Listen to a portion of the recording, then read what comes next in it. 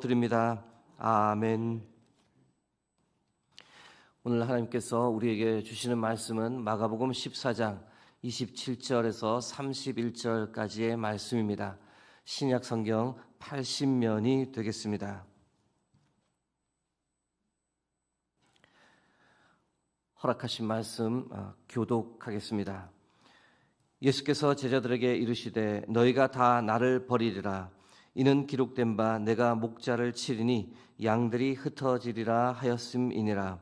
그러나 내가 살아난 후에 너희보다 먼저 갈릴리로 가리라.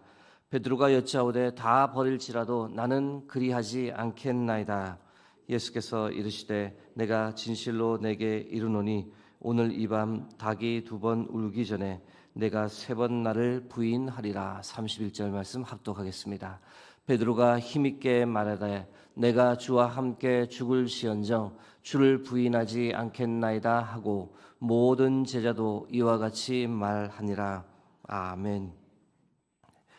오늘은 돌이켜 주께 오라라는 제하에 여러분과 말씀을 나누겠습니다.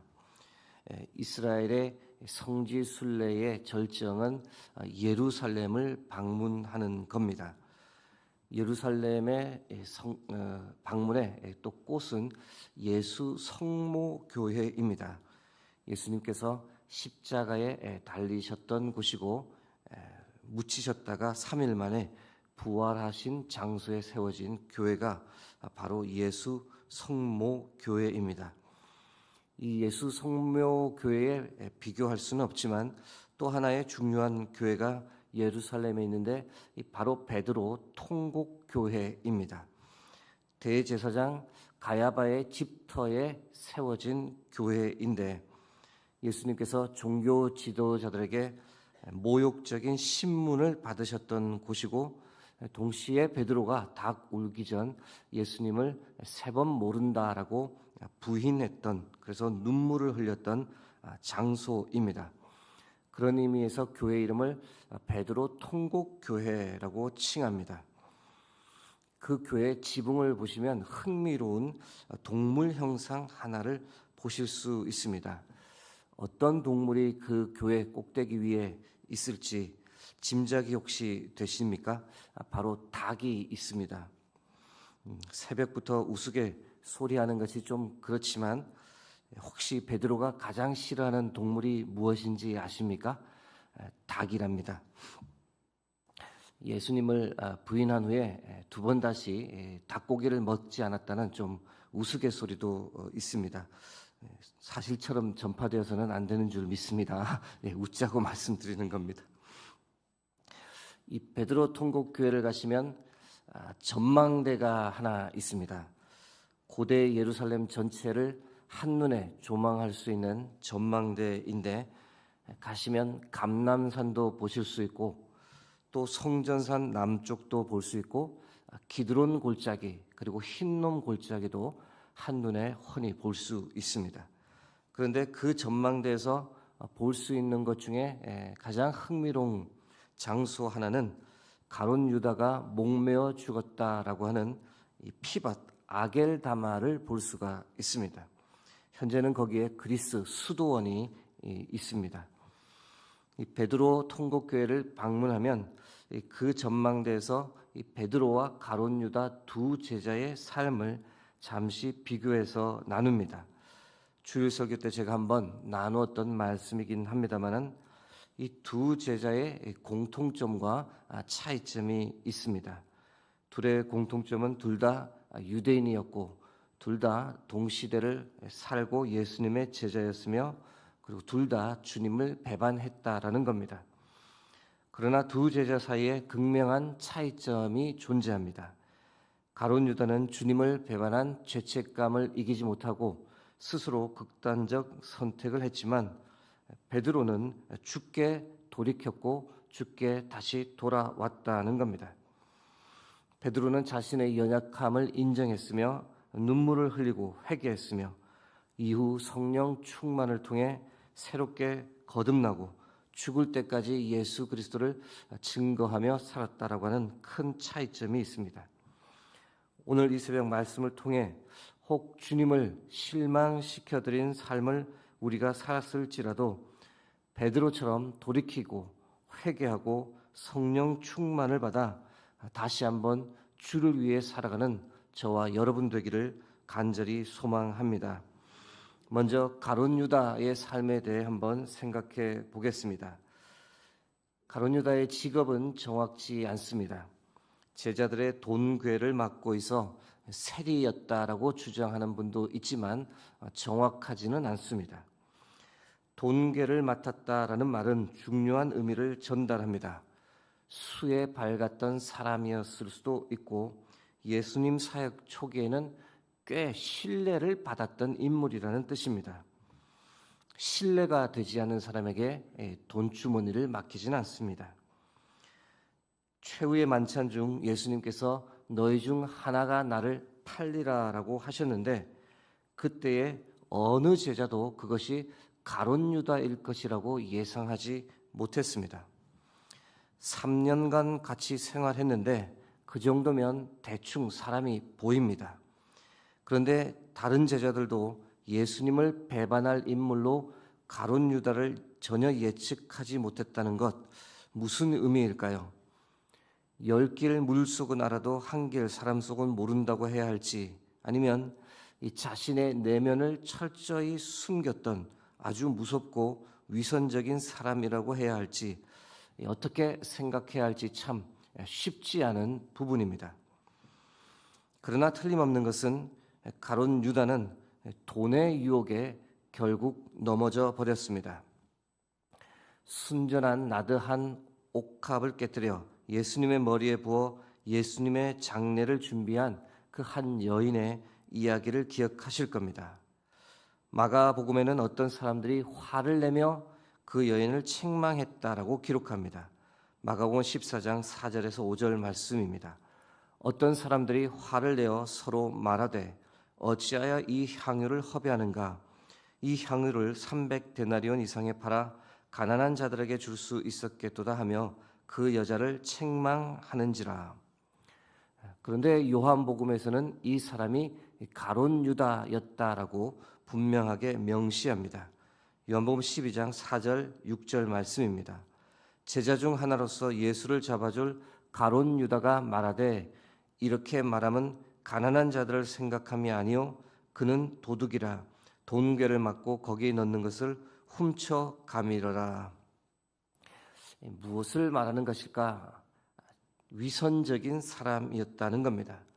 가난한 사람을 생각하는 척 했지만 본심은 300데나리온이 들어오면 그 중에서 얼마나 챙길 수 있었을 텐데 라는 탐욕을 지녔던 사람이었습니다. 예수님을 넘기기 위해 대제사장을 만나러 갔을 때 가룟 유다가 대제사장에게 던진 말이 무엇인지 아십니까? 마태복음 26장 15절에서 16절 말씀입니다. 내가 예수를 너희에게 넘겨주리니 얼마나 주려느냐 하니 그들이 은 30을 달아주거늘 그가 그때부터 예수를 넘겨줄 기회를 찾더라. 결론적으로 가룟 유다는 돈에 대한 탐욕 때문에 예수님을 팔아 넘겼습니다. 그런데 가룟 유다의 인생에서 가장 아쉬운 점이 무엇일까요? 뉘우치기는 했으나 주께로 돌이키지는 못했다는 겁니다. 회개라는 말의 한자 뜻은 뉘우칠 회자에 고칠 개자입니다. 가룟 유다에게는 회는 있었지만 곧 뉘우침은 있었지만 개가 없었습니다. 곧 고침, 다른 말로 돌이킴이 없었습니다. 이것이 가장 안타까운 점입니다. 이제 베드로에 관해 한번 생각해 보겠습니다. 가장 먼저 베드로는 다른 제자들에 비해 가장 많은 헌신을 했던 사람이었습니다. 예수님께서 가버나움에 사셨을 때, 가버나움을 센터로 사역을 하셨을 때 예수님께서 필요로 하는 모든 것들을, 경제적인 문제를 거의 다 도맡아 했던 사람이 바로 베드로였습니다. 더불어 베드로는 다른 제자들에 비해 더 많은 이적을 경험했고 예수님의 특별한 칭찬을 받았던 사람이었습니다. 물 위를 걸었던 사람은 전 인류 중에서 베드로가 유일합니다.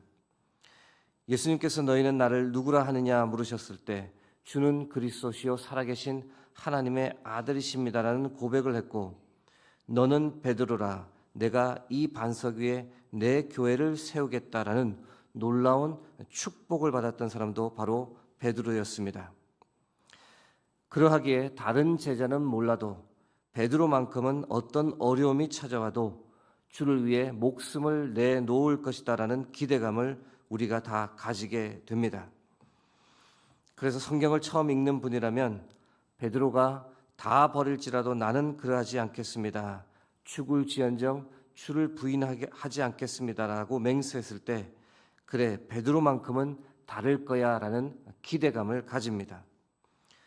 그러나 아시는 대로 몇 시간이 지나지 않아 불을 쬐던 도중 나는 예수가 누군지 모른다, 정말 모른다, 저주까지 해가며 예수님을 부인했습니다.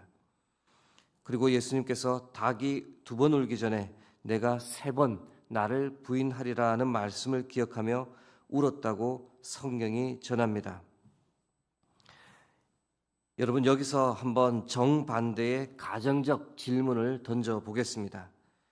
예수님을 부인하고 그 이후 베드로 역시 이 죄책감과 자괴감을 이기지 못하고 가룟 유다처럼 극단적 선택을 했더라면 어떻게 되었을까요?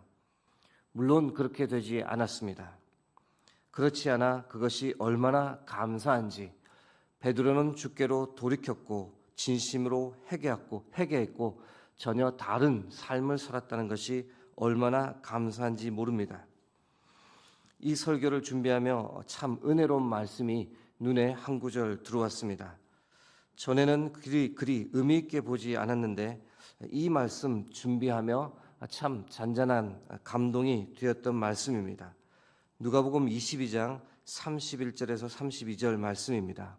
시몬아 시몬아 보라, 사탄이 너희를 밀가부르듯 하려고 요구하였으나 그러나 내가 너를 위하여 내 믿음이 떨어지지 않기를 기도하였으니 너는 돌이킨 후에 내 형제를 굳게 하라.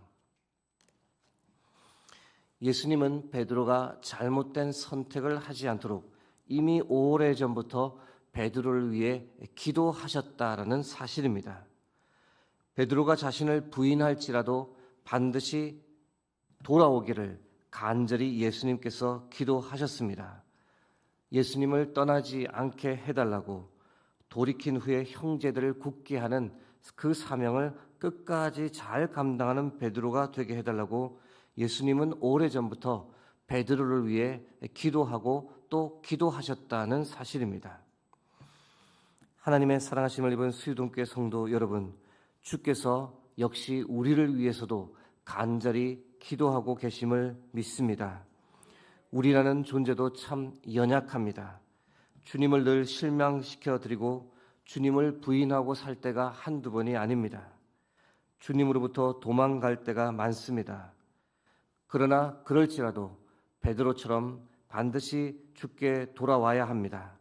결코 주님을 떠나지 말아야 합니다.